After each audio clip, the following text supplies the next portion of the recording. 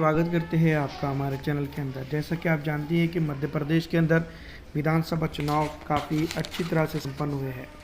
इस ज़िमन में मैं आपको बता दूं कि मध्य प्रदेश के अंदर फ़िलहाल जो चुनावी माहौल और चुनावी सरगर्मियाँ चल रही है उसके बीच में कई चीज़ें होते हुए नज़र आ रही है। मध्य प्रदेश में 230 सीटें हैं और 230 सीटों के लिए घमासान चला और अब जो है तो उसका मैं आपको बता दूँ कि एग्जिट पोल आना शुरू हो चुके हैं। दोस्तों मैं आपको बता दूं कि आज के दिन जो है तो आखिरी चरण का मतदान राजस्थान के अंदर होने जा रहा है और इसी के साथ साथ जो है तो काफ़ी चीज़ें खुलकर सामने आ सकती है। सबसे पहले तो मैं आपको बता दूं कि जैसा ही जो तो मतदान ख़त्म होगा वैसे ही सब तमाम तर चीज़ें निकलकर सामने आने लगेंगी। वैसे मैं आपको बता दूं कि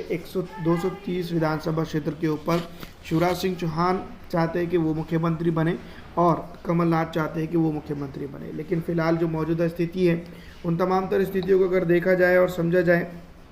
तो ये तमाम तर चीज़ें निकल कर सामने आती है कि भारतीय जनता पार्टी को, कमलनाथ को और जो तो जनता को, इन तमाम तर चीज़ों को अगर मिला दिया जाए तो ये चीज़ समझनी ज़रूरी है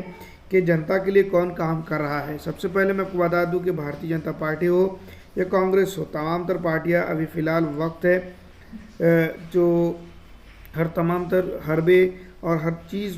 आजमाते हुए नज़र आ रही है ताकि वो उनकी सीट और उनकी या तो यहाँ पर कोशिशों के साथ जो तो सरकार बन सके। वैसे तो मैं आपको बता दूं कि भारतीय जनता पार्टी के लिए और कांग्रेस पार्टी के लिए फ़िलहाल जो तो टेंशन का माहौल होगा क्योंकि राजस्थान के अंदर वोटिंग चल रही है। साथ ही साथ मैं आपको बता दूं कि जो मध्य प्रदेश के अंदर फ़िलहाल जो चुनावी रणनीति है निकल कर सामने आई, उन तमाम तर चीज़ों को देखकर यही लगता है कि आने वाले वक्त के अंदर भारतीय जनता पार्टी की यहाँ पर जो है तो सरकार बनना मुश्किल नज़र आ रहा है। लेकिन धीरे धीरे जो तो सब तमाम तर चीज़ें साफ़ होंगी और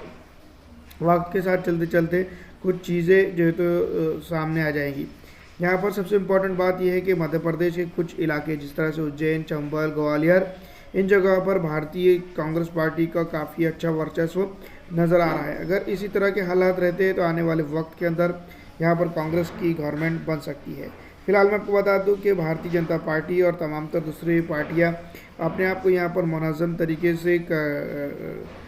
मजबूत करने में लगी हुई है, लेकिन यहाँ पर ज़मीनी तौर पर अगर बात की जाए तो एक सीधी तौर पर ये बात समझकर सामने आ रही है कि भारतीय जनता पार्टी यहाँ पर पूरी तरह से पिटते हुए नज़र आ रही है। कांग्रेस की अगर बात करें तो यहाँ पर कांग्रेस काफ़ी अच्छी और मजबूत नज़र आ रही है और अगर ऐसा ही लगता है, अगर ऐसा ही चलता रहा तो आने वाले वक्त के अंदर लोकसभा चुनाव के अंदर भी काफ़ी कुछ बदलाव देखने को मिल सकता है। फिलहाल दोस्तों मैं आपको बता दूं कि भारतीय जनता पार्टी और कांग्रेस पार्टी दोनों ही एक दूसरे के आमने सामने नज़र आ रहे हैं, लेकिन जैसा कि धीरे धीरे हर चीज़ साफ़ होती जा रही है वैसे वैसे जो तो बहुत सारी चीज़ें निकल कर सामने आ रही है। यहाँ पर अगर बात करें आगर मालवा, देवास, नीमच, मंदसौर और रतलाम, इन जगहों पर जो तो कांग्रेस ने काफ़ी अच्छी टक्कर दी है और ये टक्कर अगर आगे तक कर रहती है, मतलब कि वोटिंग में तब्दील हो जाती है जिस तरह से नज़र आ रहा है, तो काफ़ी कुछ चीज़ें बदल सकती है। फिलहाल दोस्तों मैं आपको बता दूं कि भारतीय जनता पार्टी के लिए भी और कांग्रेस पार्टी के लिए भी काफ़ी कुछ चीज़ें इस बार बदली है और काफ़ी कुछ चीज़ों को जो तो मैं आपको बता दूं बदलने की सख्त ज़रूरत पड़ गई थी। मंदसौर के अंदर अगर बात करें तो मंदसौर की 4 सीटें आती है, नीमच, जवाद,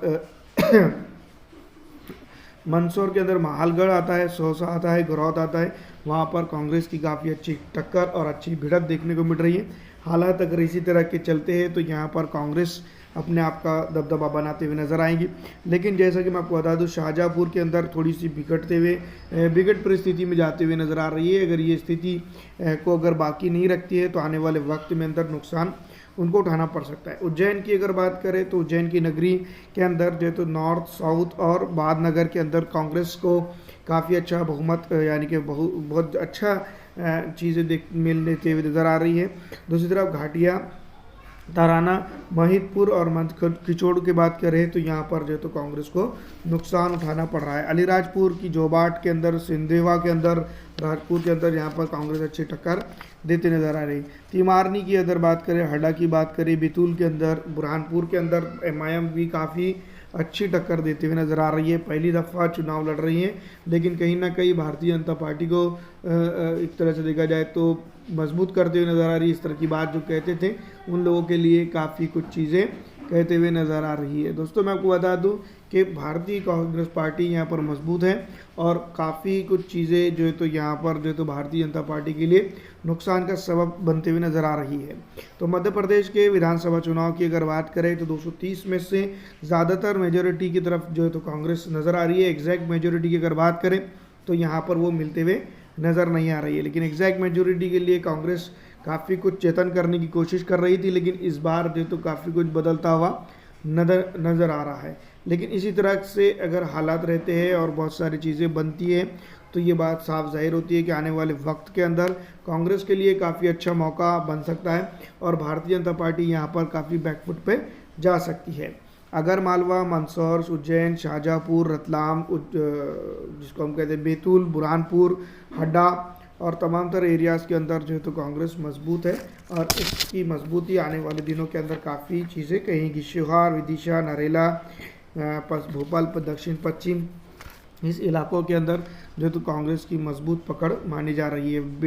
बेबाकी से अगर बात कही जाए तो मैं आपको बता दूं जो पिछड़ा आरक्षित समाज है वो पूरी तरह से जो तो कांग्रेस के समर्थन में गए हैं और यहाँ पर इनके साथ समर्थन में जाना काफ़ी कुछ बदलाव की तरफ ले जाता है और काफ़ी कुछ कहता है। तो ये तमाम तर चीज़ें हैं जो होते हुए नज़र आ रही है भारतीय राष्ट्रीय कांग्रेस के लिए भी और दूसरी तमाम तर चीज़ों के लिए भी। अगर देखा जाए तो बहुत ज़्यादा फ़र्क नहीं है, लेकिन मैं आपको बता दूं कि भारतीय जनता पार्टी और कांग्रेस के बीच में काफ़ी अच्छा टकराव यहाँ पर हुआ है और मध्य प्रदेश के अंदर एग्जैक्ट मेजोरिटी की तो बात नहीं कर सकते हम, लेकिन ये बात ज़रूर है कि कांग्रेस पार्टी यहाँ पर इस बार जो तो अपना दमखम दिखाते हुए नज़र आ रही है और मजबूत स्थिति में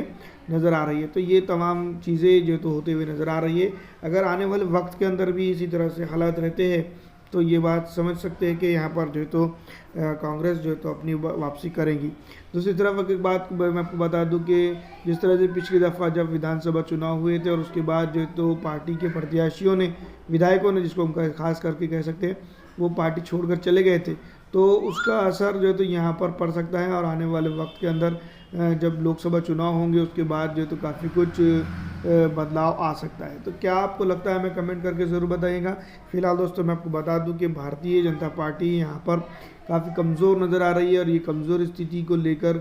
काफ़ी चर्चा भी हो रही है। अगर इसी तरह के जो है तो हम जो इस तरह से सोच रहे हैं अगर वो चीज़ें होती है तो कांग्रेस यहाँ पर जो है तो काफ़ी बदलाव ला सकती है और यहाँ पर शिवराज सिंह चौहान को काफ़ी दूर